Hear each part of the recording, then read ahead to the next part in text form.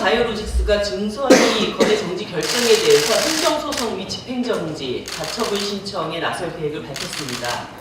삼성이 지금 해야 할 것은 법적 대응이 아닙니다. 4억 8천억의 분식회계라는 세계적으로도 유례를 찾아보기 힘든 대형 경제 범죄에 대한 사과부터 해야 합니다.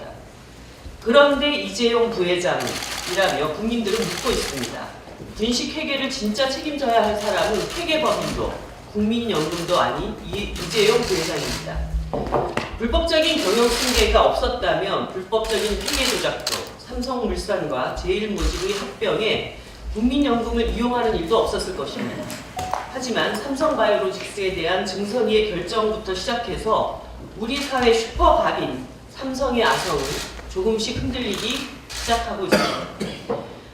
심상정 의원은 S그룹 전략문건 폭로로 시작된 노조 파괴는 이제 법의 심판을 앞두고 있고 내일은 삼성 백혈병 피해자와 삼성전자가 조정이 합의안에 대한 이행서약을 갖습니다. 삼성바이오로직스 분식회계 또한 2016년 이래 정의당이 지속적으로 문제를 제기해온 것입니다. 비록 그 속도는 느릴지 몰라도 삼성공화국의 폐단과 맞선 정의당의 노력은 마침내 조금씩 성과를 낼 것이라고 확신합니다. 꼭 그렇게 하겠습니다. 정의당은 삼성 그 자체와 맞서며 외롭게 싸워온 것은 아닙니다. 불법적 경영 승계를 위해서 국민의 노후 자금까지 손을 대는 법 위에 군림하는 집단으로 남는다면 삼성은 더 이상 세계 인류 기업으로 나아갈 수 없습니다. 삼성을 정상적이며 존경받는 기업으로 만들기 위해서 삼성 스스로 전진해야 할 것이며 그럴 때 대한민국 또한 재벌공화국을 넘어 나라다운 나라로 나아가게 될 것입니다. 정의당은 앞으로 이를 위해서 지속적인 노력을 해갈 것임을 국민들 앞에 다시 한번 약속드립니다. 어제 여야 5당 원내대표 합의로 국회가 정상화됐습니다. 이제라도 예산안 심사를 재개하고 인창업법과 유치원법 처리를 하게 되어 다행입니다.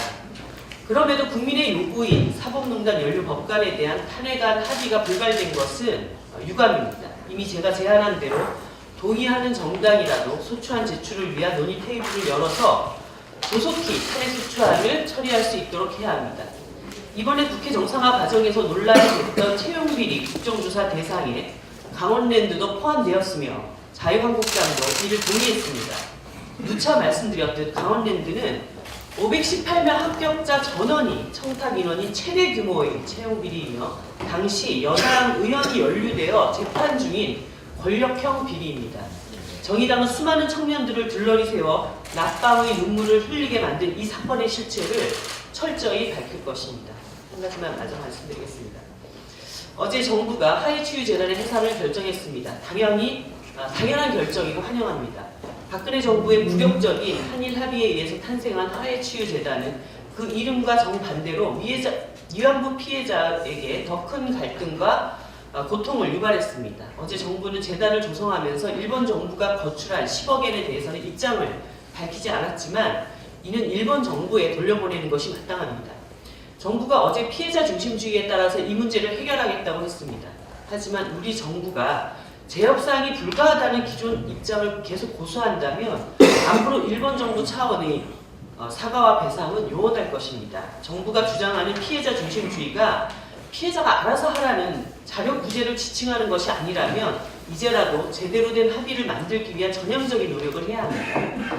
일본 정부도 최종적이며 불가역적인 해결 같은 무책임한 주장을 멈추고 반인류적인 전쟁 범죄에 대해서 사죄부터 해야 합니다. 과거에 대한 진정한 반성 없이 한일 관계의 미래도 없다는 점을 명심해야 할 것입니다.